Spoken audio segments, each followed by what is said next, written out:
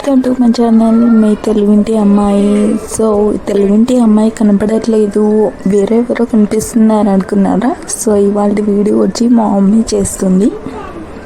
అది వచ్చి మిర్చి బజ్జీ అండి. సో మా మమ్మీ చాలా బాగా చేశారు మిర్చి బజ్జీ అనేది. చూసారు కదా ఎంత బాగున్నాయో, చాలా టేస్టీగా ఉన్నాయండి. మా మమ్మీ బజ్జీలు బాగా చేశారు. ఇవాళ బజ్జీల వీడియో చూపెడదాం అనుకున్నాము. సో అది ఎలా చేయగలరో చూద్దాము. సో ఇక్కడ చూసారు కదండి, మిర్చీలు ఈ విధంగా ఉన్నాయి. సో వీటిని బాగా మధ్యలో కట్ చేసుకొని ముచ్చుకలు తీయకుండా మిడిలో కట్ చేసి దాని గింజలన్నీ తీసేసి దాంట్లో చింతపండు గుజ్జుని నానబెట్టుకున్న చింతపండు గుజ్జుని వేసుకోవాలండి. తర్వాత కొద్దిగా సాల్ట్, వాము, దంచి పెట్టుకున్న వాముని కూడా వేసి ఇలా పట్టించి సైడ్కి పెట్టుకోవాలి.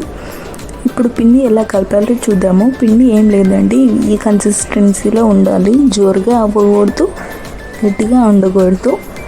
కొద్దిగా పిండిలో సాల్ట్, కారం అవి వేసుకొని వాటర్ పోసుకొని ఈ కన్సిస్టెన్సీలో కలుపుకోవాలి. సో ఈ విధంగా మిర్చి బజ్జీ అనేది చేయాలండి. సో ఆల్రెడీ మా పొయ్యి మీద బజ్జీలు అనేవి వేగుతున్నాయి. చూసారు కదా ఈ విధంగా ఉన్నాయి. చాలా బాగున్నాయి కదండి బజ్జీలు, మాత్రం చాలా బాగున్నాయి. టేస్ట్ కూడా చాలా సూపర్గా వచ్చాయండి. సో మీరు కూడా ట్రై చేయండి. చూస్తున్నారు కదా మా మమ్మీ ఈ విధంగా చేస్తున్నారు. ఫస్ట్ ఒక మిర్చిని తీసుకొని ఈ విధంగా పిండిలో ముంచాలి.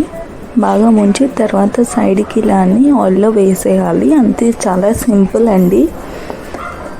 వర్షాకాలం వేడివేడిగా బజ్జీలు తింటే ఆ మజానే వేరు కదండి. సో ఈ విధంగా ఒక్కొక్క బజ్జీని నిదానంగా వేసుకోవాలండి. ఆయిల్ అనేది చిమ్మకుండా చూసుకోవాలి, జాగ్రత్తగా వేసుకోవాలి. మా మమ్మీ అయితే బజ్జీలు వేయడంలో చాలా ఎక్స్పర్ట్ అండి. సో చాలా ఈజీగా వేసేస్తున్నారు. మేమైతే వేయలేము. నా బజ్జీతో పాటు నా వేళ్ళు కూడా ఆయిల్లో ఫ్రై అయిపోతాయి.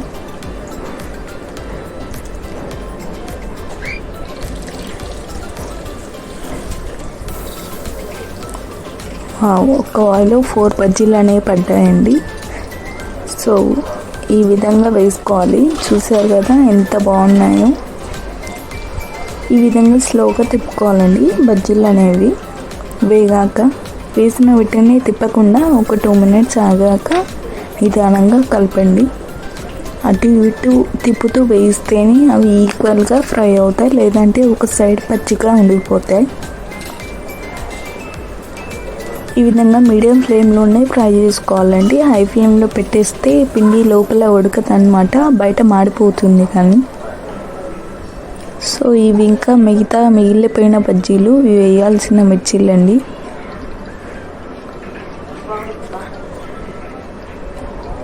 బజ్జీలు అంటే ఎవరికి ఇష్టం ఉండదు చెప్పండి. వర్షం పడినప్పుడు వేడివేడిగా బజ్జీలు తింటే చాలా బాగుంటుంది. అండ్ బజ్జీలు చిన్నగా లేవండి, చాలా పొడవుగా ఉన్నాయి. ఇదిగో చూడండి, మా మమ్మీ చూపిస్తున్నారు ఎంత పొడవుగా ఉన్నాయో. అనేవి వేడివేడిగా ఉన్నాయన్నమాట.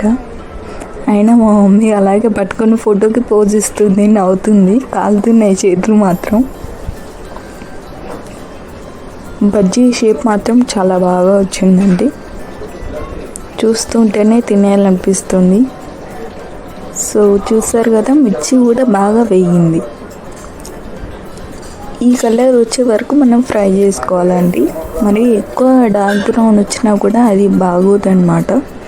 సో మీకు కూడా ఈ రెసిపీ నచ్చిందని అనుకుంటున్నాను. Thank you for watching my video. Bye.